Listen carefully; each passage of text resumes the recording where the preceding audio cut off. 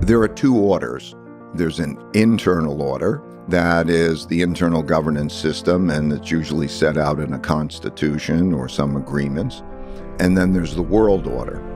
So, for example, in 1945, at the end of a war, which is basically a fight for determining the world order, the winners of the fight got together and created the world system as we now know it. 44, they created Bretton Woods monetary system that determined the money. And because the United States won and had 80% of the world's money, gold was money then, and it has 80% of the world's gold, and it was half the world's economy, and it was the great military power. The order was built around an American world order, so that the United Nations was in New York, the World Bank and the IMF were in Washington, and they built that new order. So classically, you have a war to determine whose rules we're following, and then you have the new order being constructed. After that, there is usually a period of extended peace and prosperity. Peace suits prosperity. And the reason you have the peace is because no one wants to fight with the dominant power. You know you're going to lose. You've surrendered. There's been the surrendering. They carve up the world. They say what it's going to look like, who's going to control what.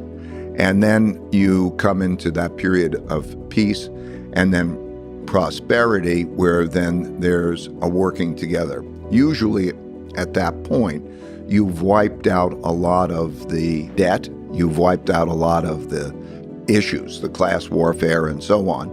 And then there's good working together. So those great periods, such as the Industrial Revolution in the late 1800s, or what we've experienced in the post-World War II period, are peaceful and prosperous periods led largely by the dominant world power. Over a period of time, since really 1500, when the Dutch invented capitalism, and what I mean by that, they invented the first capital markets, the first stocks and the first stock market.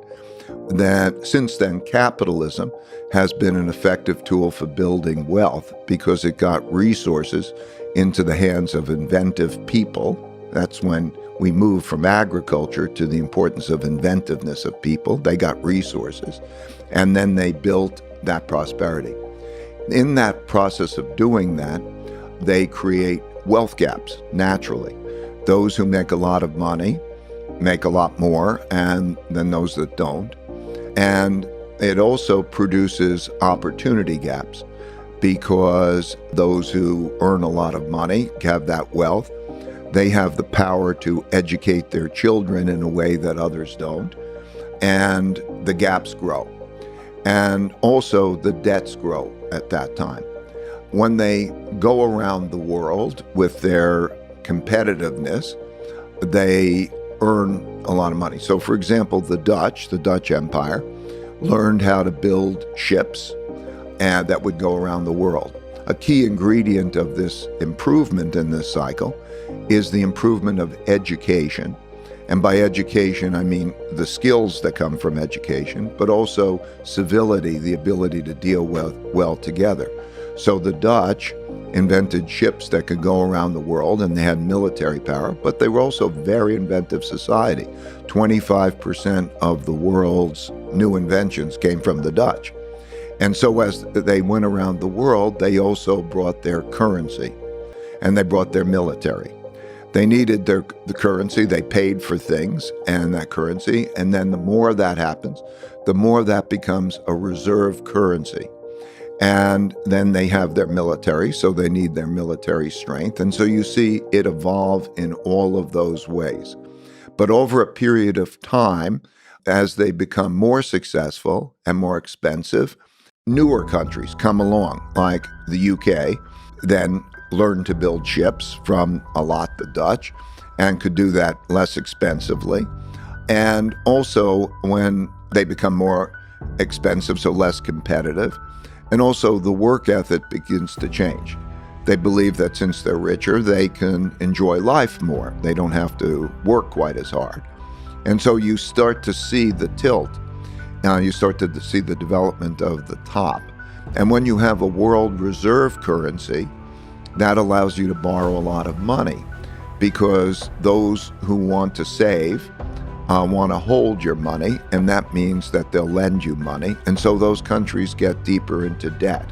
So you see that they gradually lose their competitiveness, and they get themselves into financial circumstances which are not good, and they have large wealth gaps, which set the stage for downturns.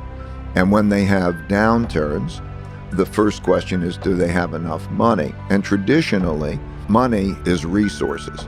So you classically see that the coffers are bare, that they're spending more money than they're earning, and they run out of money in the coffers. And their granaries are empty rather than stocked, so that they give them the buffer. And as that deteriorates, that worsens conditions. And if they have a rival power that's also challenging them, they see greater internal conflict over wealth. And then they have the problems internally and the problems externally, which usually results in an internal war or an external war that leads to the change to the New World Order.